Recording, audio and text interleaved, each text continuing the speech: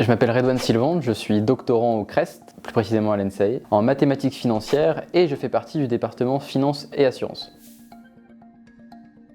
J'ai commencé par une classe préparatoire aux grandes écoles à Nancy, ensuite j'ai intégré l'ENSTA Paris pour le cycle ingénieur. J'ai fait 2 ans là-bas, première et deuxième année, et ma troisième année je ne l'ai pas faite sur place.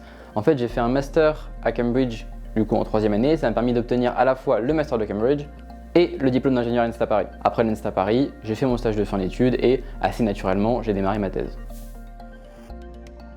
Ma thèse porte sur le contrôle optimal stochastique appliqué à la théorie des jeux avec un très grand nombre de joueurs. Ça c'est la partie complexe. La partie, on va dire, un peu plus appliquée, c'est qu'on va regarder ce qui se passe tout d'abord sur le marché de l'électricité. Le marché de l'électricité, on peut le voir assez facilement comme un endroit où on a beaucoup de joueurs. On peut penser notamment aux producteurs conventionnels, les producteurs de gaz, les producteurs par exemple de charbon, même si on évite, les producteurs renouvelables, solaires et éoliens, et pour finir, les personnes possédant du stockage. Le stockage, ça peut prendre la forme soit des barrages, soit de batteries. Ces batteries, c'est un peu comme celles qu'il y a dans nos téléphones, mais en un peu plus gros. Notre objectif, ça va être justement de travailler sur ce stockage pour voir tout d'abord quel va être l'impact sur le prix de l'électricité d'avoir de plus en plus de stockage. Ça, c'est à court terme. À long terme, par contre, on va étudier est-ce que c'est rentable cette fois-ci pour le stockage de rentrer sur le marché. Pour cela, on va regarder différents scénarios de mix énergétique pour voir si, avec l'augmentation de l'énergie renouvelable présente sur le marché, le stockage s'y retrouve. Ce qu'on observe en conclusion, c'est que certes, le stockage va avoir potentiellement de plus gros bénéfices, mais ça va venir avec une plus grande incertitude. Ensuite, on applique la théorie des jeux à cette fois-ci des jeux avec un nombre infini de joueurs. Comment ça se manifeste? Ça se manifeste par un joueur qui n'interagit plus cette fois-ci avec uniquement les autres joueurs un par un, mais avec la foule tout entière. On applique cela à cette fois-ci la biodiversité piscicole et au management optimal de zones de pêche. Plus concrètement, c'est savoir comment est-ce qu'un pêcheur peut gagner le plus d'argent possible tout en maintenant un niveau de biodiversité convenable. Alors mon quotidien de doctorant se divise surtout en 3 parties. La première étape, c'est de la veille de littérature. Plus précisément, je vais d'abord regarder ce qui touche directement à mon sujet de recherche. Dans le cas de la biodiversité piscicole, ça va être regarder qu'est-ce qui se fait sur le management optimal de zones de pêche par exemple. Ensuite, il y a une veille en termes de littérature plus éloignée.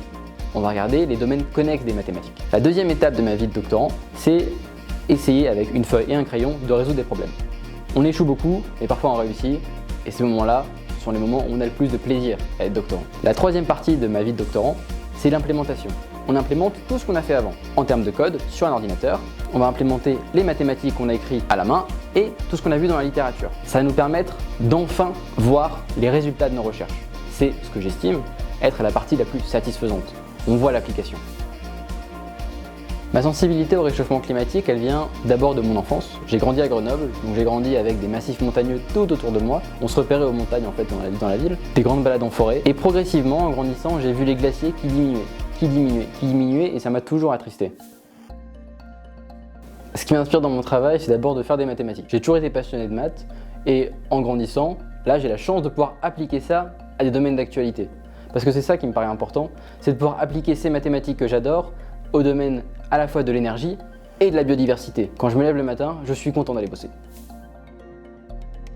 Après la thèse, je vais non pas continuer dans la recherche publique, mais je vais rentrer dans l'industrie financière. L'objectif, ça va être de continuer à appliquer les mathématiques financières que j'ai appris tout au long de ma scolarité, de mes études et de ma thèse, pour appliquer ça idéalement au domaine de l'énergie. Elle me vient de ce que j'ai fait pendant ma thèse. En fait, pendant ma thèse, à côté de mon travail, j'ai participé à une association qui visait à aider des lycéens venant de milieux ruraux à ne pas se censurer et à ouvrir leur champ des possibles vers des études supérieures, que ce soit ingénieur ou autre. Donc je dirais que quel que soit l'endroit d'où vous venez, quelle que soit votre origine géographique ou sociale, n'ayez pas peur d'avoir de l'ambition.